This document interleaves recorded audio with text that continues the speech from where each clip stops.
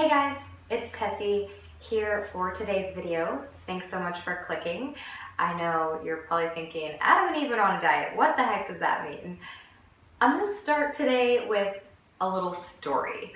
So I'm using the analogy of Adam and Eve, not necessarily in the biblical sense, but to talk about the differences in a masculine and feminine approach to reaching our goals, specifically when it comes to health and changing our eating habits. Adam in this story represents all that we think of when we think of the masculine, right? He represents kind of a linear approach to things, the aggression, the force, the direct nature, the black and white, the this, not that, and just focused, straight, linear, direct, masculine. Eve is going to represent the energy of the feminine. So she represents the water, the passing around, the flow of life, the compassionate, nurturing energy, more of like a complex nature, not necessarily going in one direction, but maybe going here and maybe going there and headed in a certain direction, but taking a windier road along the way. I hope that makes sense to you guys when we think of just the feminine energy, the soft energy. So for the purpose of this story, Adam represents the masculine, Eve represents the feminine, and they go on a diet. The diet they go on is something very similar to what you and I would think of right when we think of the word diet, right? It's some sort of seemingly quick fix, the answer to everything, and they're given very clear directions with this diet, right? They're told what to eat, what not to eat. They're also given some instruction around their physical exercise, what to do, how often, when, how many calories to burn, how many calories to eat. So they're given a lot of numbers, they're given data, they're given rules, they're given direction, they're given a focus, they're given things to measure and track and check-in points, right? So in the first month or so, Adam is like, this is my jam, right? He's got that masculine energy, those rules, and everything makes sense to him when it comes to what instruction they were given and how to achieve this goal. He's like, cool, no sugar, got it. I've got that mentally locked in. I don't even want it. It's not really a mental battle because I've just made the decision and I'm on it. No sugar, easy. So he's maybe seeing some of those results from not eating the sugar, and maybe he's losing the weight, maybe he's able to stick to the workout regimen because everything is just very black and white and linear, and that structure helps him with him having being that masculine energy, where for the most part in starting out it's like boom, he's got it. Eve on the other hand is struggling. She immediately starts to have a mental battle with the idea of like, oh my gosh, all these rules. That means like, what if I just want a piece of chocolate? And then she's like, oh my gosh, chocolate. Why am I thinking about chocolate more now than I was before I even started this diet? So she's, just kind of in that mental battle, feeling the restriction, feeling that these rules actually make her want to break them, and the linear guidance that she's given, she's finding pretty challenging, right? She's finding it's like easier to beat herself up about things and feeling like she's, missing the mark. So maybe she sees a little bit of progress, but then she falls back. Like, why isn't this working for me? It's working for him, right? Wrong. Most diets that we have access to or that are promoted to us or that are in mass media and magazines and everything, most of them have a masculine approach.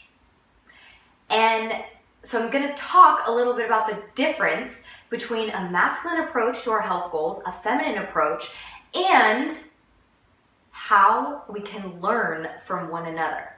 So the first thing I want to say about that is, although I used Adam as a man in the masculine for the story and Eve was a woman for the feminine in the story, I 100% do not mean that men don't have any feminine energy and women don't have any masculine energy. The beauty is that we all as humans have have polarity in being able to harness masculine energy and feminine energy. And both of those energies and strengths have their points that help us reach goals, and they have their points that might hold us back from achieving things that we want to achieve. So let's take Adam to begin with. I mentioned that Adam had a very, like in the first short term, he had success. So he was able to go 100% balls to the wall, and like all of the linear rules and direction made sense to him and supported him. But eventually, whether we're a man or a woman or relating to the masculine or the feminine, at some point, we're going to experience burnout.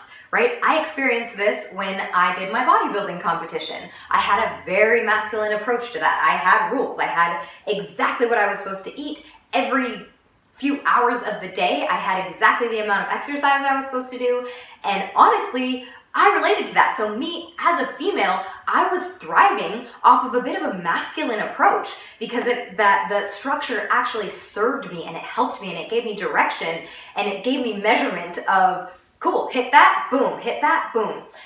And it was such a restrictive approach that after, sure, I hit a goal, I won my bodybuilding competition, but afterwards, if I'm talking about sustainable health and feeling my best, I felt low energy, I felt like a piece of crap, I gained all my weight back, like within weeks after my competition. I took on emotional and binge eating for like to a high level for the first time in my life, where that became a very much a first priority coping mechanism for me for years after that triggering event.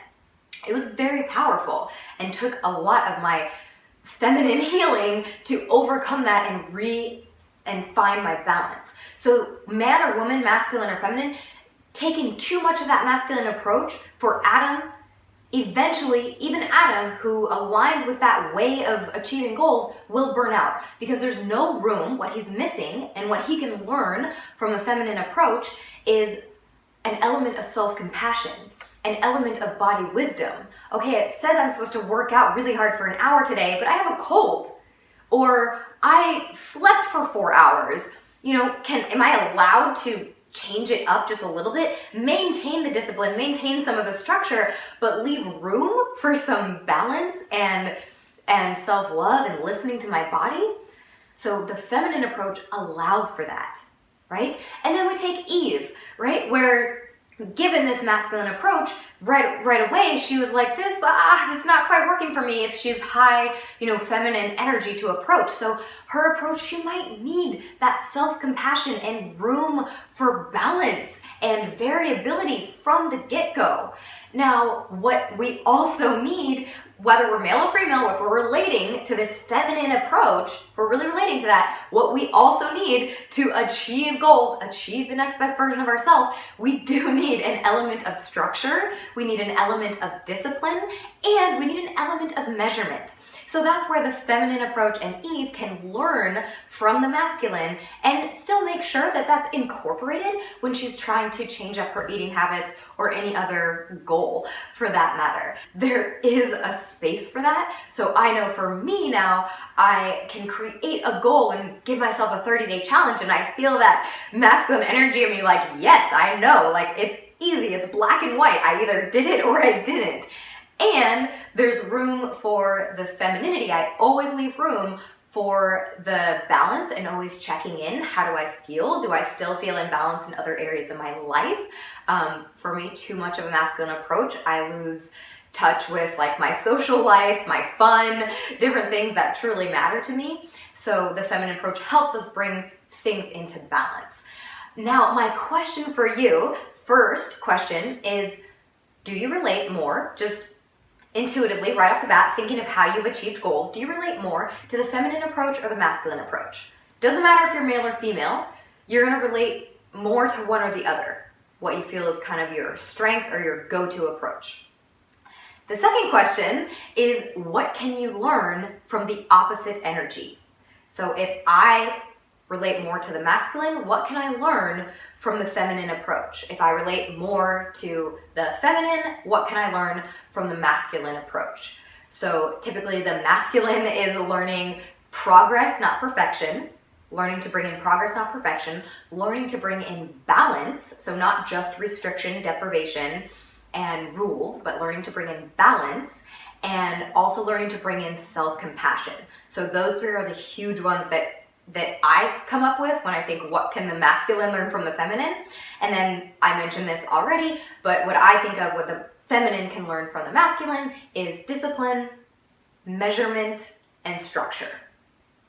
I'd love to hear what you come up with for you. Please leave a comment below. Let me know if you like this video, if you are relating to the masculine or the feminine, and what you can learn from the other one. The free download that I'm giving away with this video is going to be my goal setting workbook. So it's a workbook that helps you create and achieve your health goals. So it's brand new. It's going to be at tessietracy.com/workbook. tessietracy.com/workbook. That's a free download for you guys. It's a PDF booklet that's very interactive. You're kind of taking it step by step, allowing you guys to now come up with your own feminine, masculine, balanced approach to your food and fitness goals. And you can also, it's aligned with food, fitness, and health. You can use the workbook to actually, it says that at the end, spoiler alert, to achieve any other goals. You guys know I love healthy F words, so all the different other areas of our life, you can use the workbook for that as well. But go ahead and get started with your food, body, health, fitness goals with the workbook at tessietracy.com/workbook, and contact me anytime. Go to tessietracy.com. I'd love to hear from you. Please share this video if you learned something from it, or if you think someone else you know needs to hear it. I'd love for you to spread the word, spread the message, and just help everyone create those sustainable health goals. Thanks so much, guys.